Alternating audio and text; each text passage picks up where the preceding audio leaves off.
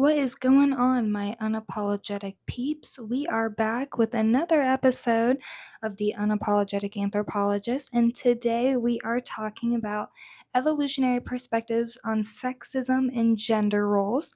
Small disclosure for this episode, this was one of my final projects for my human nature class last semester, so I really wanted to mention this. It is something that I'm passionate about and have done a ton of research on, so let's jump right in.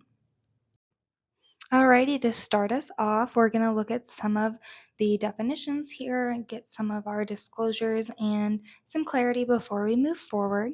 As we know, there is a difference between sex and gender. Sex is the biological differences, refers to physical characteristics, basically what parts you have and how you reproduce. Gender is a cultural role, including beauty standards, relationship norms. This is something that we as humans have socially constructed.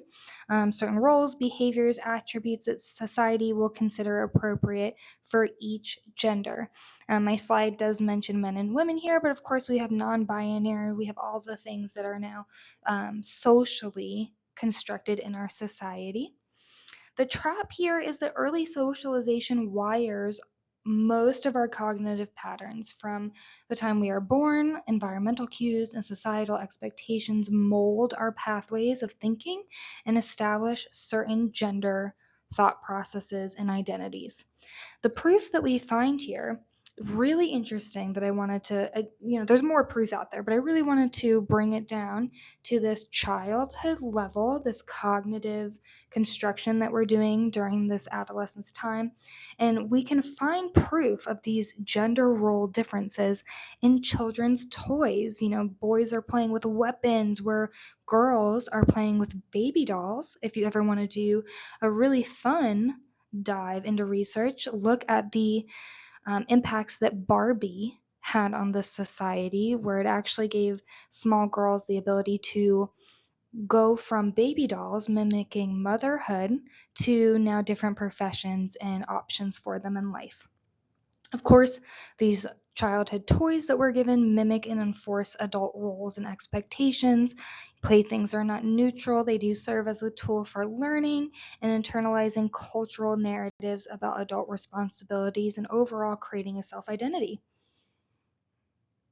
Alrighty, if you've been following my channel for a while now, you know that I am very big on causality. I'd like to know the reason why, or at least why we perceive things to be so. That is a humanistic trait that I'm showing there.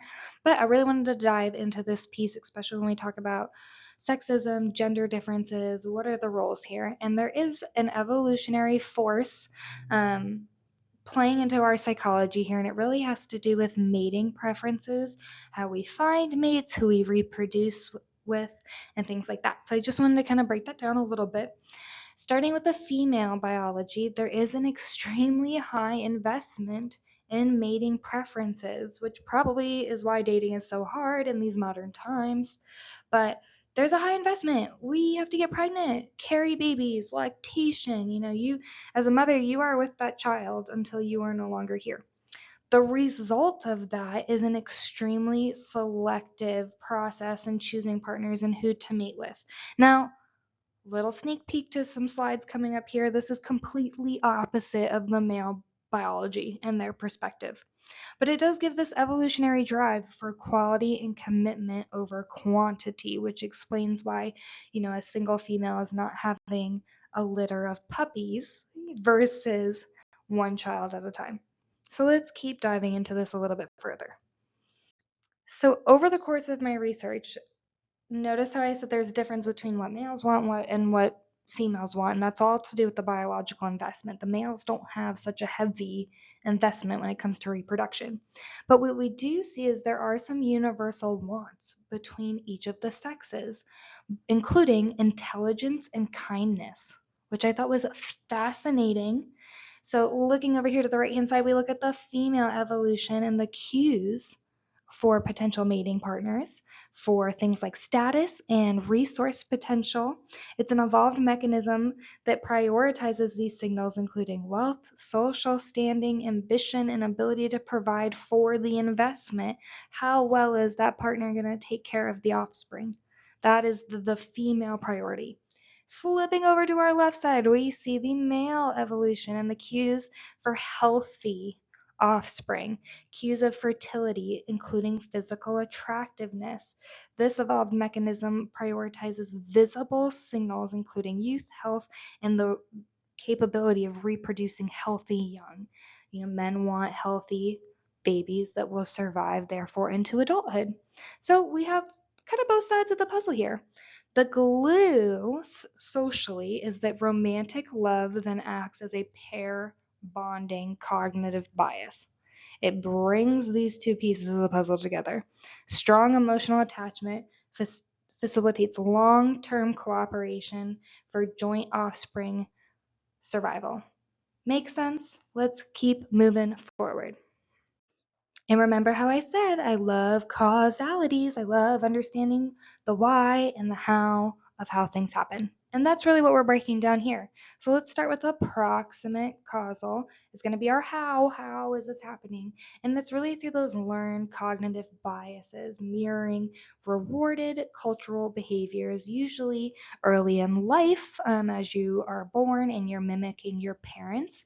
We do see this in-group versus out-group thinking as well. What is considered normal and what is considered abnormal, how you should act and how you shouldn't act. Why does this happen? Evolutionary ancestry, ancestral reproductive cost. Reminder, we're talking about natural selection. We're talking about the reproducing of offspring, just like any other mammal on the earth, because we are mammals, of course. But we do see the high parental investment. You see that in a lot of other mammals as well, where females have a high investment into their offspring, where males don't have that attachment. The incentive to control female reproduction then becomes quite a problem and a central focus of societal standards. And we're going to talk about that incentive to control female reproduction as we move forward in this episode. But just giving you a breakdown of how do we know this? How are we tracking this? I think that's really important to understand. All right, we are talking about why is there such an issue with sexism and gender roles? Why and how? Let's start with the how. Over here on our left, we have the need and incentive to control the female reproduction. We want healthy, happy babies. We want the right amount of babies.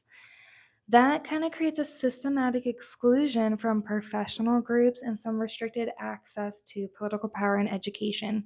The woman's job is to make babies, which is extremely limiting. You all know how I feel about it. We're not going to even go there and why I hate this so much.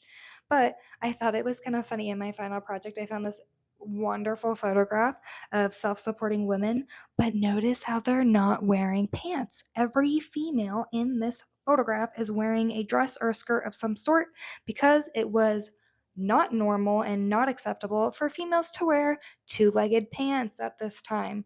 So we have these self-supporting women who are still under norms, social and cultural norms. I thought that was an interesting perspective. Let's flip over to the right-hand side, the ultimate causal, the why.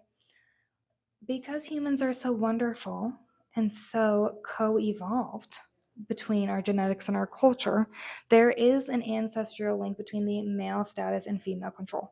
So we have a lot of coevolution between our physical biology, natural selection, and now the society and culture and collaboration that we've put on top of that.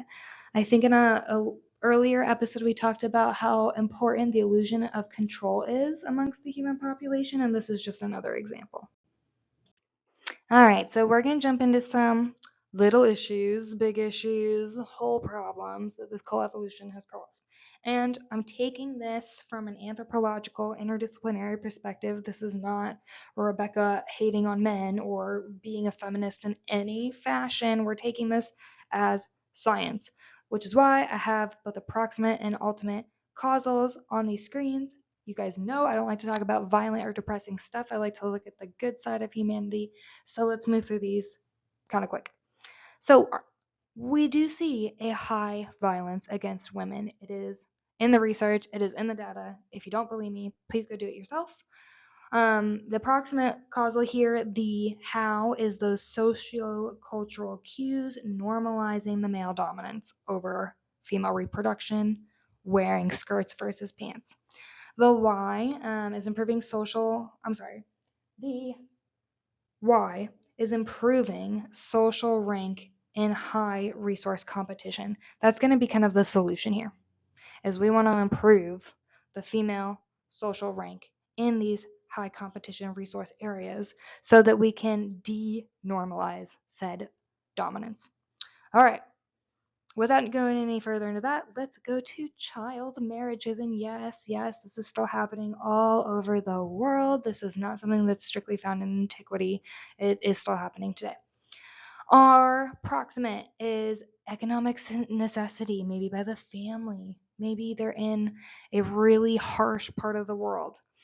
Daughters are viewed as currency or even debt to a certain payment. Maybe one family owes a family something else, and one family has a daughter, one has a son, and boom, problem solved. Makes me nauseous, but let's keep going. The ultimate here is maximizing the family's control over female reproduction, youth, fertility's cues. They are maximizing their investment, which is their daughter. So we can see how being seen as an asset, no matter which gender or sex you are, is just a humanitarian nightmare. So let's keep moving a little bit further. Let's talk about some positive things. Let's really break down the mechanics of these issues. We do have a survival hack here, a collective learning over individual trial and error. So we share what works, we toss out the rest. That way it's a more quicker, efficient way to evolve things like technology versus individual trial and error and not collaborating with each other. This is a wonderful thing, but when you start passing along collectively violence against a certain sex or gender, child marriages, some of these biases that we're going to talk about, that can kind of cause some problems. We do see a prestige bias. We copy high status individuals, not always super great as we see in our modern times. And then we do have a conformist bias that's hardwired into us. We copy the majority. We want to be part of the mainstream. That's not for everybody, but that is the flat line here, our baseline here. The danger with this is this makes us highly vulnerable and susceptible to rapidly changing and misinformed, maladaptive, toxic norms and more irregulated biases. So how do we fix this if there is a solution to be had? We're going to weaponize these prestige-based biases here.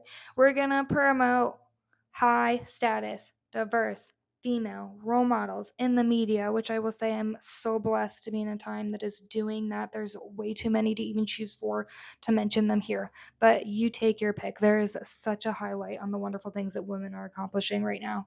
Makes me so happy. We're going to change our models that our children and our new people are going to copy, that even adults can rewire and copy. And then we're just going to rewrite this cultural script. We want to get rid of some of those bad things. We're continuing to evolve. We're going to naturally select some of these biases to go away and hope for more equality for all, less violence across the board. That is the hope. So now that we have an idea on some solutions, how do we execute those solutions? Part of my past and my career has all been in operations, so I like to get things done. So we got some key pillars here. Of course, economic autonomy changes the reproductive math, increases the choice in selecting a mate, kind of nixes the child bride excuse. Political power. We're going to rewrite some of the cost and benefits of cooperation versus conflict. As many of us know, in the Western side of the world, conflict is very profitable. So does become a problem there as well. But if we can rewrite some of those benefits and costs that makes it more profitable to be good humans to each other, then that could potentially change the next section of life for human evolution. And then I don't mean to do this, but redefining not just men. I think people in general. I don't think it's a man versus woman problem. I think it's across the board. But elevating paternal investment, those great dads, those wonderful people who are making those investments, not just only in baby, but mom too. And empathy as ultimate markers of high status. Let's get rid of the power and the rich guys. We want good people. We'll make our money together. But we gotta really take a look at the markers that we're looking to select our mates. What is considered good? What is considered bad? Not only for the offspring, but for mama too. And you know how I feel about disclosures. Let's just go down it, guys. This is not a justification for any sort of behavior, violence against women, child marriages. We are not justifying any of this. Biology is not your destiny. We have free will. We make our own choices. So let's just leave that there. The cultural epidemic, sexism actively exploits ancient psychological mechanisms. So we do see a lot of the excuses come out. We're hardwired to do this, or women should be doing that. It's a real hard blanket statement to make, so be very careful. Do your research. Understand that there's not just one specific evolutionary force here. You have all of the biology, psychology, sociology, everything coming together, which is the beauty of anthropology. It's why we're here. The lens that we're looking through is using our evolutionary past to build a targeted, effective intervention in remolding today. Let's actually do something about it. Alrighty, guys, I know that was a heavy episode, but I just love this project so much. It really just blew my brain open, and I thought it was absolutely revolutionary to my own thinking, so I wanted to be sure that I shared this. I know this is going to stir the pot. Be kind to each other in the discussion. Be kind in your research if you're going to be on this platform. But be sure as you're doing your own research, as you're digging a little deeper, to recognize those injustices and then kind of figure out a path of that collective action, because that collectiveness, remember from our last couple of episodes, is our human superpower. So I would love your opinion. Definitely chat it up all across the platform. And in the meantime, stay curious and unapologetic, and I will see you on our next episode.